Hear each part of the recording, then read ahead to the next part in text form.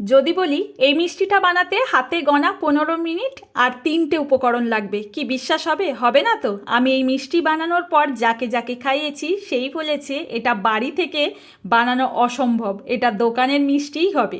তো সত্যি বলছি, আমিও বুঝতে পারিনি যে এতটা পারফেক্ট হবে। আগেও কালাকাঁদ বানিয়েছিলাম, তবে আজকে যেন আমি ভীষণ খুশি হয়ে গেছি এত পারফেক্ট হওয়ার জন্য। তো দেখুন, একদম কিন্তু দোকানের মতো মালাই কালাকাঁদ কিন্তু একদম তৈরি করে নেওয়া যায় মাত্র 15 মিনিটে। তাহলে চলুন রেসিপি শুরু করা যাক কথা না বাড়িয়ে। প্রথমেই কিন্তু আমাদের লাগছে মিষ্টিটা বানানোর জন্য লিকুইড দুধ। আমি এখানে 500 গ্রাম দুধ আগের থেকে জাল করে ফ্রিজে রাখা ছিল, সেই দুধটাই ব্যবহার করছি। অনেক সময় দেখবেন বাড়িতে না অনেক দুধ জমা হয়ে যায়, সেই দুধটা দিয়ে কিন্তু এই মিষ্টিটা খুব সহজেই বানিয়ে নিতে পারবেন। দুধটাকে জাস্ট আগের থেকে যেহেতু জাল করা ছিল, আমি একটু হালকা গরম করে নিয়েছি। এইবার আমি এই পর্যায়ে দিয়ে দিচ্ছি 75 গ্রাম মতো চিনি। মিষ্টিটা অবশ্যই আপনারা আপনাদের স্বাদ মতো কম বেশি করতে পারেন, তবে এই মিষ্টিতে না খুব একটা মিষ্টি বেশি কোনো দেওয়ার প্রয়োজন নেই। এখন সবাই কিন্তু স্বাস্থ্য সচেতন, তো অবশ্যই করে কম মিষ্টি খাওয়ার চেষ্টা করবেন। এই মিষ্টিটা কিন্তু কম মিষ্টিতেই বেশি টেস্টি হয়।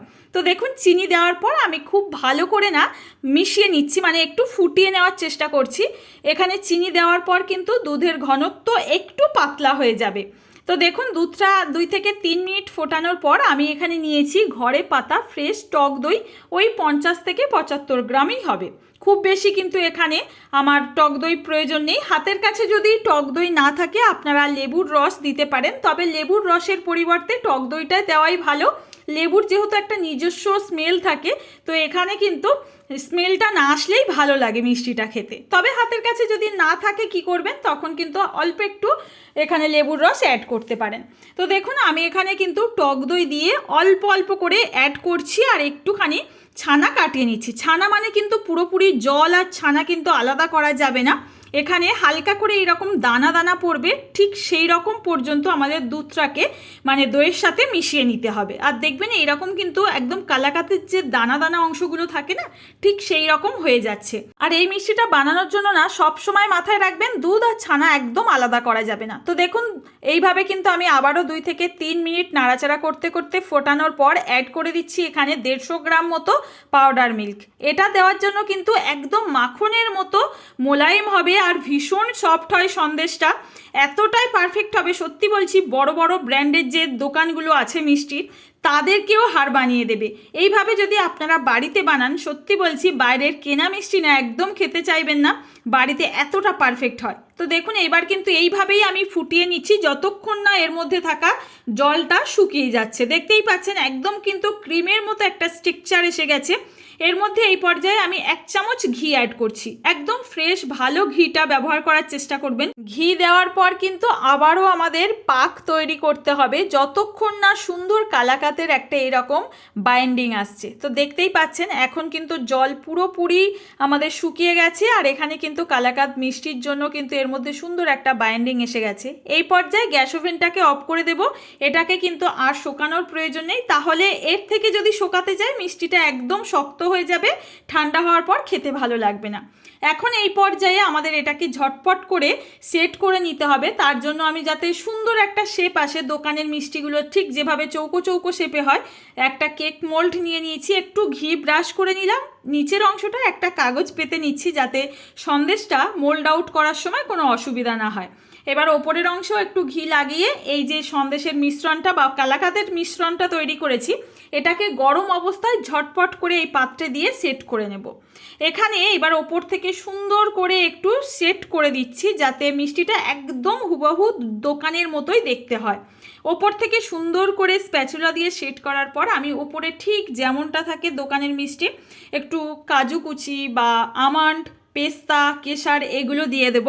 আপনাদের হাতের কাছে যদি না থাকে এটা স্কিপ করে যেতে পারেন, তবে এগুলো দিলে আরও দেখতে যেমন ভালো হয় তেমন খেতেও ভালো হবে।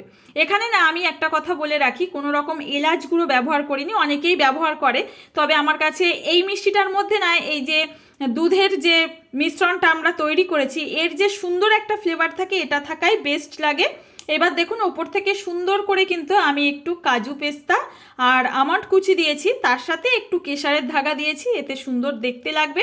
আর সুন্দর একটা স্মেল থাকে, যেটা একদম বড় বড় ব্র্যান্ডের যে মিষ্টির দোকানগুলো হয় তাদের মিষ্টির মতোই লাগে। এখন শুধুমাত্র এটাকে কিছুক্ষণের জন্য রেস্টে রাখতে হবে। যতক্ষণ না ঠান্ডা হচ্ছে ততক্ষণ কিন্তু এই মিষ্টি বা সন্দেশের যে মিশ্রণটা এটা কিন্তু পারফেক্ট জমাট বাঁধবে না। তখন কিন্তু গরম অবস্থায় যদি আপনারা কাটতে যান এটা কিন্তু ভেঙে যেতে পারে।